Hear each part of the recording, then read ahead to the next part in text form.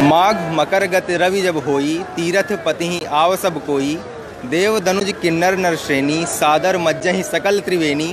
पूजहि माधव पद जल जाता, परस्य छैवट हर्षहि गाता। भरद्वाज आश्रम अति पावन, परम रम्य मुनिवर मन भावन। जहाँ होई मुनि ऋषय समाजा, जाहित मज्जन तीरथ राजा। ये है प्रयागराज और इस वक्त हम हैं कुंभ की धरती पर। आज है मौनी अमावस्या का स्नान। मौनी अमावस्या का स्नान जो कि सबसे प्रमुख स्नानों में से माना जाता है। शाही सवारियां निकल रही हैं और सीधे लोकमत न्यूज़ आपको आंखों देखा हाल सुना रहा है। मेरा नाम है आदित्य द्विवेदी। कुंभ के कवरेज के लिए कल से ही हम आए हैं और आपको लगातार अपडेट दे रहे हैं। और हमने रास्ता भी वही तय किया जो आम श्रद्धालु यहाँ पर आ रहे हैं, वही रास्ता तय किया। सिविल लाइन से 7 से 8 किलोमीटर पैदल यात्रा करके रात हमने टेंट में गुजारी। और यहाँ भोर से ही शाही सवारियाँ अलग अलग अखाड़ों की आना शुरू हो गई हैं और यहाँ पे दोनों तरफ बल्लियों से इंतज़ाम किया गया है और श्रद्धालुओं का उत्साह देखने लायक है। जैसे ही महामंडलेश्वर और बाबा गुजर रहे हैं, लोग हाथ जोड़कर उनका आशीर्वाद लेना चाहते हैं। और बाबाओं की एक मुद्रा है जिसमें वो एक हाथ खड़ा करके सभी को आशीर्वाद दे रहे हैं। जिसके ऊपर नज़र जाती है वो चहक उठता है कि उसको आशीर्वाद मिल गया और उसका आना सफल हो गया। कुंभ में क्यों लोग आते हैं, इसको लेकर के हमने कई लोगों से बात की इस दौरान और मेरी व्यक्तिगत रूप से जिज्ञासा रही है कि कुंभ में लोग क्यों आते हैं। करोड़ों लोग, प्रशासन दावा कर रहा है कि 3 से 4 करोड़ लोग हैं। सुबह 4 बजे से ही अनाउंसमेंट हो रहे हैं कि भीड़ ज़्यादा बढ़ गई है। और क्यों लोग आते हैं तो कई अलग अलग चीज़ें मिली और एक तो बहुत हैरान करने वाली बात ये थी, एक मुझे पत्रकार बंधु ने ही बताई। उन्होंने कहा कि उन्होंने अपने पिछले कुंभ का अनुभव साझा करते हुए कहा कि कैसे सिर्फ स्नान करने के लिए यहाँ उनको और कुछ नहीं, फिजिकली कुछ नहीं मिल रहा है कि उन साथ लेके जा सकें। सिर्फ स्नान और वो पुण्य और मोक्ष की बात लेकर के यहाँ करोड़ों लोग आ जाते हैं, वो भी बिना आमंत्रण के। ये हैरान करने वाली बात है। कुंभ के महात्म्य में भी बहुत सारे लोगों से बात की, आगे हम आपको और दिखाएंगे भी, लेकिन मैं थोड़ा सा बता देना चाहता हूँ जब तक आप ये लाइव वीडियो देख रहे हैं कि कुंभ भारतीय संस्कृति का एक तरह से महापर्व है। इस पर्व पर स्नान, दान, ज्ञान, मंथन के साथ अमृत प्राप्ति की बात कही जाती है। कुंभ का बौद्धिक, पौराणिक, ज्योतिषी के साथ साथ वैज्ञानिक आधार भी है, ये माना जाता है ऐसा। और वेद भारतीय संस्कृत के आदि ग्रंथ हैं। कुंभ का वर्णन वेदों में भी मिलता है। कुंभ का महत्व न केवल भारत में है बल्कि विश्व के और देशों में भी है। देश विदेश से पत्रकार, यात्री देखने इस गैदरिंग को देखने के लिए आते हैं। इस जुटान को, इस महासमुद्र को, लोगों के महासमुद्र को देखने के लिए आते हैं। इस दौरान जो है हमारी संस्कृति में रचने बसने की कोशिश करते हैं जो विदेशी आते हैं। मैं भी कवर कर रहा था, एक महिला पत्रकार आई और वो जानना चाहती थी कि कैसे नागा संस्कृति होती क्या है और वो कैसे जीवन यापन करते हैं। और कुंभ के बारे में वैसे तो आपको पता ही है, हम लोग अपडेट देते रहते हैं, लेकिन कुंभ हर 12 वर्ष में एक स्थान पे लगता है। भारत में 4 जगहों पे कुंभ लगता है। इस बार ये कुंभ लग रहा है प्रयागराज में। साल है 2019। ये अर्ध कुंभ है जिसको उत्तर प्रदेश सरकार ने बहुत मेहनत करके इसमें बहुत सारे पैसे खर्च किए और इस अर्ध कुंभ का नाम कुंभ रख दिया और कुंभ का नाम महाकुंभ के नाम से जाना जाएगा, जो कि 6 साल बाद 2025 में होगा।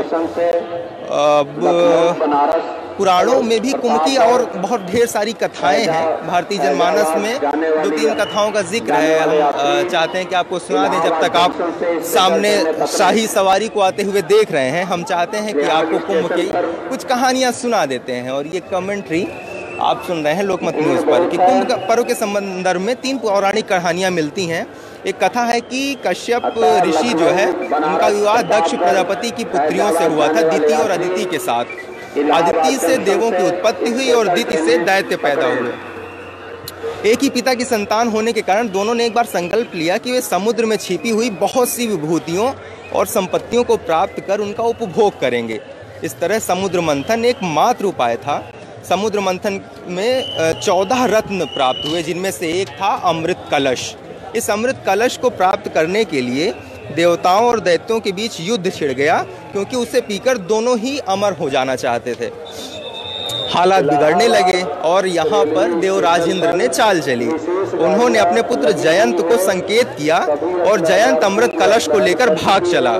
इस पर दैत्यों ने उनका पीछा किया। पीछा करने पर देवताओं और दैत्यों पर 12 दिनों तक भयंकर संघर्ष हुआ। संघर्ष के दौरान अमृत कुंभ को सुरक्षित रखने में बृहस्पति, सूर्य और चंद्रमा ने बड़ी सहायता की। बृहस्पति ने दैत्यों के हाथों में जाने से कुंभ को बचाया, सूर्य ने कुंभ को फूटने से रक्षा की और चंद्रमा ने अमृत छलकने नहीं दिया। फिर भी संग्राम के दौरान मची उथल पुथल से अमृत कुंभ से 4 बूंदें छलक ही गईं और ये 4 बूंदों में से एक बूंद यहाँ प्रयागराज में भी गिरी थी और उसी वजह से हर 12 वर्ष पर कुंभ और प्रत्येक 6 वर्ष पर अर्ध कुंभ मनाया जाता है।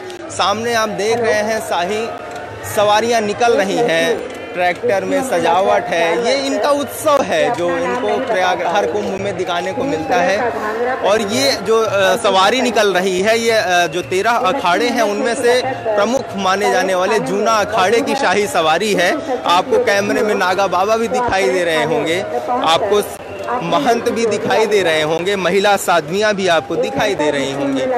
सब जा रहे हैं और इन जो सामने आपको दिखाई दे रहे हैं ट्रैक्टर में बाबा खड़े हुए हैं। इनके पोज से ऐसा लग रहा है कि ये सिर्फ खड़े ही रहते हैं क्योंकि इन्होंने सपोर्ट के लिए एक झूला ले रखा है और ऐसा संकल्प ले लिया। और ऐसे बहुत सारे अजीबो गरीब आपको दृश्य दिखाई दे जाएंगे जो आपको सामान्य जिंदगी में दिखाई नहीं देते। कोई वर्षों से खड़ा है, कोई वर्षों से नाखून नहीं काटे, किसी ने वर्षों से केश नहीं काटने का संकल्प लिया है। तो इस तरीके की ढेर सारी कहानियाँ आपको दिखाई दे जाएंगी। आप हमें उम्मीद है कि आप इस अनुपम छटा का आनंद ले रहे होंगे क्योंकि ये माघी अमावस्या है और आज सोमवार भी है। तो हमने कुछ पंडितों से, जानकारों से भी बात की तो उनका कहना था कि ये विशेष होता है, सोमवती अमावस्या, वो भी माघ में इस तरह के संयोग कम ही मिलते हैं।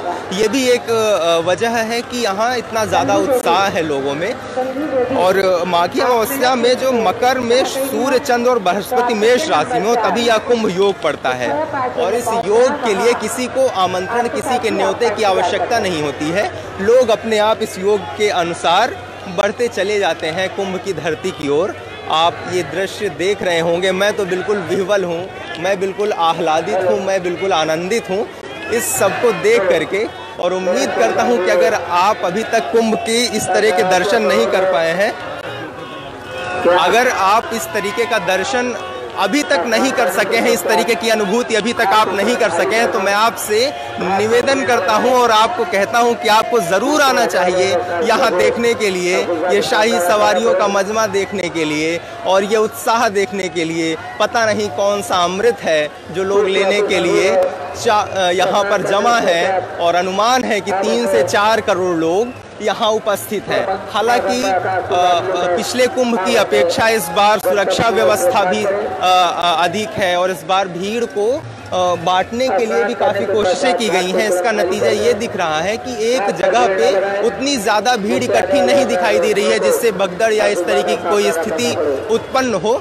तो इस बार का कुंभ मैनेजमेंट एक तरीके से पिछले सालों के मुकाबले, क्योंकि मैं 2013 के कुंभ में भी यहाँ था, काफ़ी दिनों तक प्रवास था मेरा, तो 2013 के कुंभ की एक त्रासदी भी हुई। रेलवे स्टेशन में एक फुट ओवर ब्रिज गिरने से कई लोगों की मौत हो गई थी। इस बार ऐसा नहीं, इस बार 3 स्टेशन बना दिए गए हैं अलग अलग और वहाँ पर जिससे भीड़ बढ़ जाए और लोग आसानी से जा करके अपने यात्रा कर सके। हालांकि कितनी भी व्यवस्थाएं कर ली जाएं, लेकिन इतनी ज़्यादा भीड़ होती है कि फिर भी थोड़ी सी अव्यवस्था फैलती ही है। जब तक ये शाही सवारी निकल रही है जूना अखाड़े की, हम आपको बता दें कि माघ में स्नान का महत्व क्यों होता है। हम एक टेंट में रात में रुके हुए थे, कल्पवासियों के हम एक टेंट में रुके हुए थे रात में और उन्होंने बताया, वो 1 महीने कल्पवास कर रहे हैं, उन्होंने बताया कि माघ में क्यों महत्व है। और ये अब निकल रही है सवारी पंचदशानन आवाहन अखाड़ा की। महंत श्री चंदेश्वर गिरी महाराज विराजमान है ट्रॉली में और उनके साथ तमाम समर्थक महिला साध्वियाँ भी हैं। और ये देखिए डीजे, ये मॉडर्न है, मुझे पहली बार कुंभ में दिखाई दे रहा है। डीजे इसके पहले नहीं दिखाई दे रहा था और ये डीजे दिखाई दे रहा है। ये शोर है।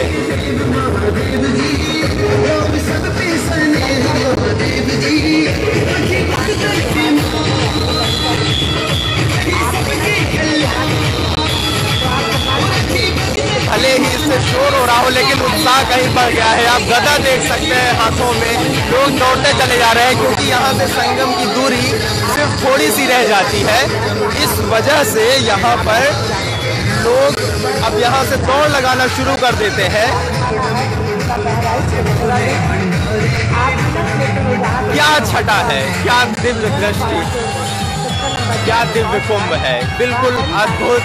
मेरे गुरुजी हैं प्रयागराज में, वो अक्सर इस चीज़ को कहते हैं कि अद्भुत, अविस्मरणीय और अकल्पनीय कुंभ है।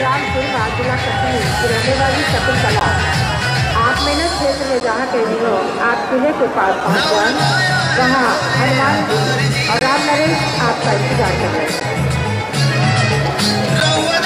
तो मैं आपको बता रहा था कि माघ में कुंभ का स्नान का या प्रयागराज में स्नान का महत्व क्यों है। तीर्थार्थ प्रयागराज में माघ के महीने में विशेष रूप से कुंभ के अवसर पर गंगा, यमुना और अदृश्य सरस्वती के संगम में स्नान का बहुत ही महत्व बताया गया है। अनेक पुराणों में इसके प्रमाण मिलते हैं। ब्रह्म पुराण में ऐसा कहा गया है कि संगम स्नान का फल अश्वमेघ यज्ञ के समान है। अश्वमेघ यज्ञ ऐसा जो श्री राम ने करवाया था और लव कुश ने उनका घोड़ा पकड़ लिया था। अश्वमेघ यज्ञ का ये कहा जाता है कि जब वो यज्ञ करवाया जाता है इसका बहुत पुण्य होता है और आपकी स्वीकार्यता आसपास के इलाकों में हो जाती है। ये नागा बाबा गुजर रहे हैं शाही स्नान के लिए और हाथ में फरसा लेकर। फरसा जो है अस्त्र है परशुराम भगवान का। शीला देवी, आप मेला क्षेत्र में जहाँ कहीं हो। हाँ, तो मैं आपको बता रहा था कि ब्रह्म पुराण के अनुसार संगम स्नान का फल अश्वमेघ यज्ञ के समान माना गया है। अग्नि पुराण के अनुसार प्रयागराज में प्रतिदिन स्नान का फल उतना ही है जितना कि प्रतिदिन करोड़ों गायें दान करने से मिलता है।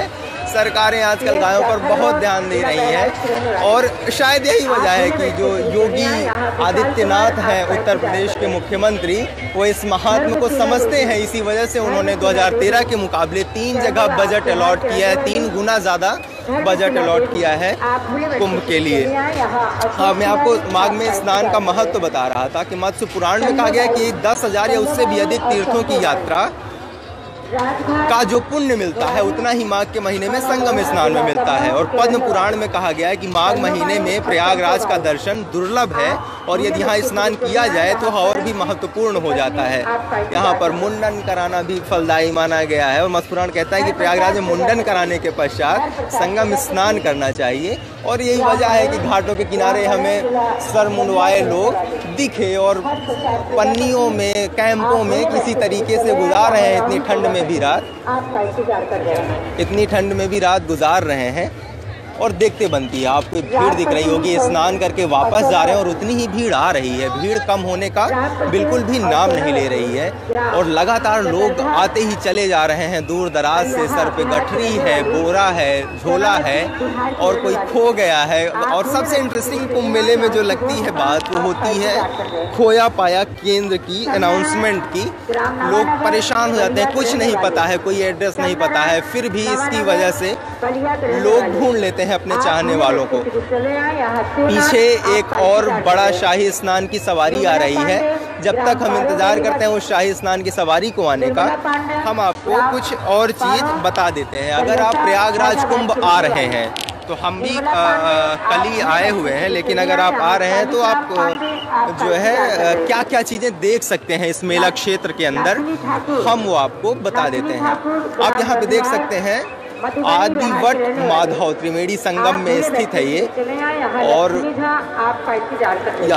इस बार माना जाता है कि इसी वर्ष जो है अक्षय वट जो यहाँ का है, कहते हैं अक्षय वट चिरंजीव है, वो आम दर्शकों के लिए भी, आम जनता के लिए, आम श्रद्धालुओं के लिए भी खोला गया है। और ऐसा माना जाता है, जो कवरेज से पता चला, कि प्रधानमंत्री नरेंद्र मोदी पहले प्रधानमंत्री हैं जिन्होंने अक्षय वट का दर्शन किया था। उसके पहले हालांकि राष्ट्रपति जो पहले हुए हैं राजेंद्र प्रसाद, वो आ चुके थे और उन्होंने दर्शन किए थे, लेकिन वो प्रधानमंत्री पहले हैं नरेंद्र मोदी। और ये आम जनता के लिए भी खोल दिया गया। हालांकि शाही स्नान के दिन उसको दर्शन के लिए खोला गया है, नहीं अभी कंफर्म नहीं मैं बता सकता, लेकिन वो आम दिनों के लिए खोला है। और ये एक नई शाही स्नान की सवारी आ रही है, एक और अखाड़ा। आगे रथ चल रहा है, हालांकि स्टील का ही है, लेकिन रथ में बैठे हैं महंत और उसके पीछे ट्रैक्टर ट्रॉली में साध्वी बैठी हैं, लोगों को आशीर्वाद दे रही हैं, जय श्री राम के नारे लग रहे हैं। और ये कुंभ इस बार जो है आध्यात्मिक के साथ साथ बहुत कुछ राजनीतिक भी हो गया है। राजनीतिक इस वजह से क्योंकि इतिहास में पहली बार यहाँ कैबिनेट मीटिंग हुई, प्रदेश सरकार की, योगी आदित्यनाथ की कैबिनेट की मीटिंग हुई और कई फैसले लिए गए प्रयागराज को लेकर के भी। भोजपुर आरा के रहने वाले आप भोले बच्चे से चलिए आए, यहाँ रामशीला आपका इंतजार कर रहे हैं। चंद्रावती मिश्रा, ये शाही सवारी निकल रही है, हर हर महादेव का नारा गूंज रहा है। प्रयागराज में जो प्रयागराज के नायक है आर्ट, ये बहुत आध्यात्मिक रूप से भी, साहित्यिक रूप से भी, राजनीतिक रूप से बहुत समृद्ध शहर है प्रयागराज, जो इलाहाबाद के नाम से कुछ दिनों तक जाना जाता था, अब इसको बदलकर प्रयागराज कर दिया गया है। तो यहाँ पे अगर आध्यात्मिक और धार्मिक लिहाज से बात करें तो इसके 8 नायक हैं और 8 नायक एक श्लोक में सिमट के आ जाते हैं। श्लोक मैं आपको सुनाना चाहता हूँ कि त्रिवेणी माधवम सोमम भरद्वाजम च वासुकिम वंदे अक्षय वटम शेषम प्रयागम तीर्थनायकम। इसमें बताया गया कि त्रिवेणी माधव, सोम, भरद्वाज और वासुकी, अक्षय वट और ये शेष प्रयाग जो है ये तीर्थराज नायक है।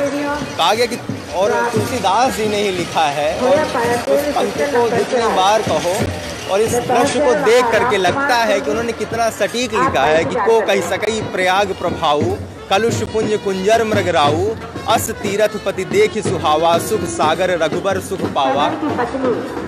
और ये श्री शंभू पंच अग्नि अखाड़ा है, कुंभ केंद्र राजघाट काशी। साधु संत यहाँ इकट्ठा हो रहे हैं, आगे शाही सवारी को रोक दिया गया है क्योंकि एक सवारी पहले से ही स्नान कर रही है। तो यहाँ श्री शंभू पंच अग्नि अखाड़ा है, मुख्य केंद्र राजघाट काशी। यहाँ साधु संत रुके हुए हैं, पताकाएं लहरा रही हैं, धर्म ध्वजाएं लहरा रही हैं और ये छटा देखते ही बनती है। आप मेरठ क्षेत्र में जहाँ भी हो, आप यहाँ महेंद्र पांडे आपका इंतजार करते हैं। ये भोले भट्टों का शिविर त्रिवेणी रोड बांध के ठीक नीचे दक्षिण पट्टी पर स्थापित है।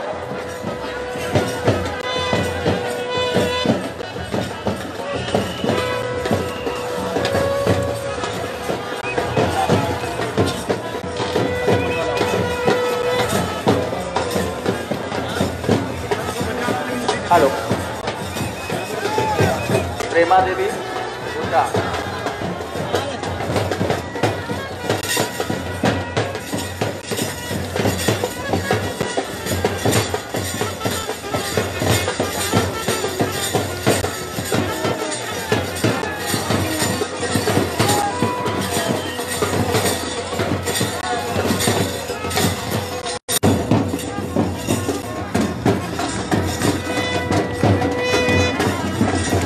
ये छटा अनुपम है, अद्भुत है, अकल्पनीय है, अविस्मरणीय है। मैं इसको जी रहा हूँ, इस मेले को, इस छटा को, और आपको कोशिश कर रहा हूँ कि आप भी इसको महसूस करें। और सिर्फ फेसबुक लाइव के माध्यम से नहीं, आप यहाँ आने की भी कोशिश करें अगर संभव हो सके।